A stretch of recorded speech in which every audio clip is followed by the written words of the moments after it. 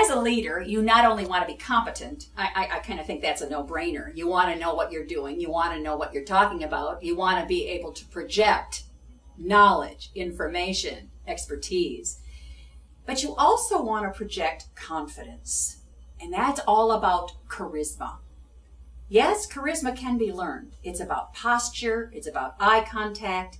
It's even about a slight but sincere smile on your face.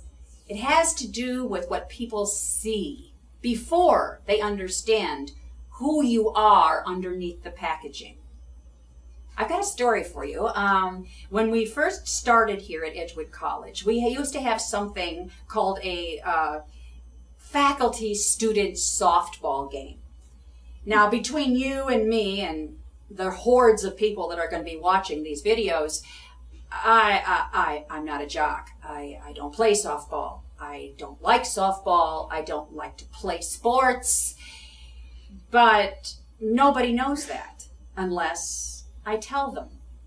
I'm absolutely no good, but nobody's going to know that unless I show them. So I showed up at the faculty-student softball game because I thought it was important and because I thought I'd be able to spend the entire game on the bench, looking good.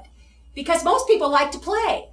It's very rare that you have somebody on your team that would rather not play and sit on the bench. So I came confident and competent and projecting that. I was best dressed. I was in a uniform from head to toe. I wore my husband's baseball uniform. The East Detroit Shams were across my chest. I had the little stirrups. I had the little shoes. I even accessorized.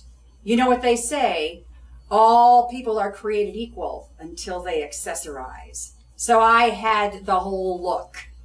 I also understand what to project. I had good posture. My shoulders were back. My chin was up.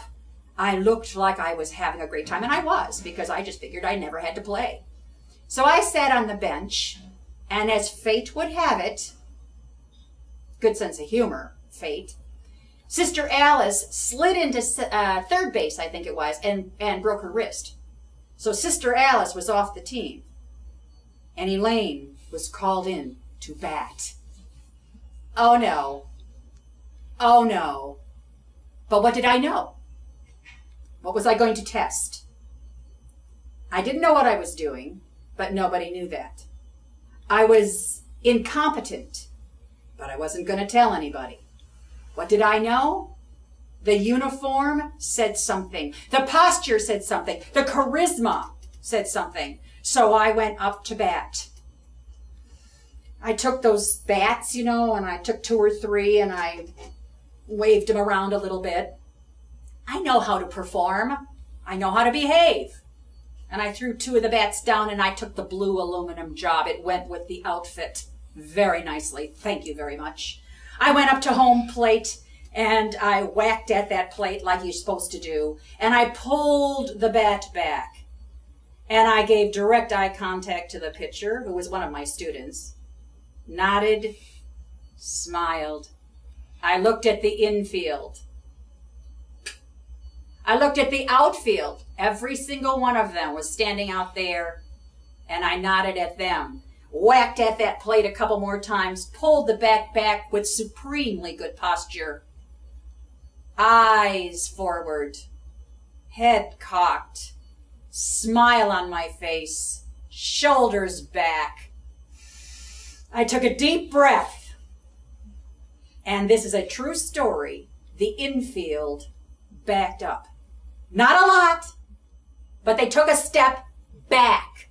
They anticipated competence to go along with the look, the confidence. And if I would have been at all competent, I would have been able to combine that with the reaction that I got with a good, solid performance. As it happened, I struck out. That was inevitable.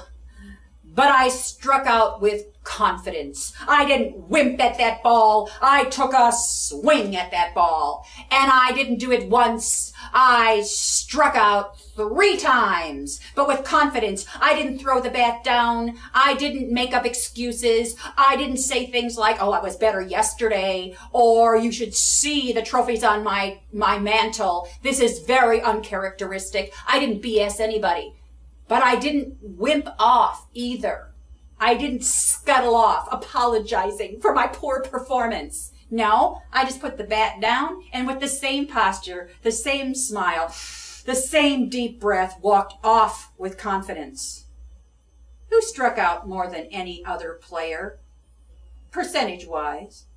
Huh? Oh yeah. Mr. Baseball. Babe Ruth. You know how many times he struck out? Thousands. Why? Because he went for a home run every single time. Do you think that eroded his confidence? No. He went for the home run every single time. I went up to that obligatory hot dog little picnic afterward, and the students, based on my charisma, based on my confidence, based on my performance, based on my appearance, still didn't quite know how this all happened.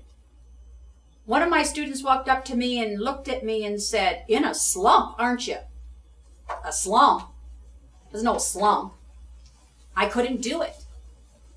But they didn't know that. I'm not saying that confidence will compensate for a lack of competence. That confidence and the packaging and the charisma in the long term will compensate for a lack of ability, a lack of skill. As a matter of fact, by the second year, I'd come up to bat, and the infield and outfield would run towards the base and go, "Easy out, easy out." No, this is just all part of the packaging. It's all part of leadership. You want people to have confidence in you. You don't confess, because I think you better than you think you are. And I think that that will get you through. I think if you do it and get positive reactions from people, it will give you that confidence. It will enhance your competence. You are better than you think you are.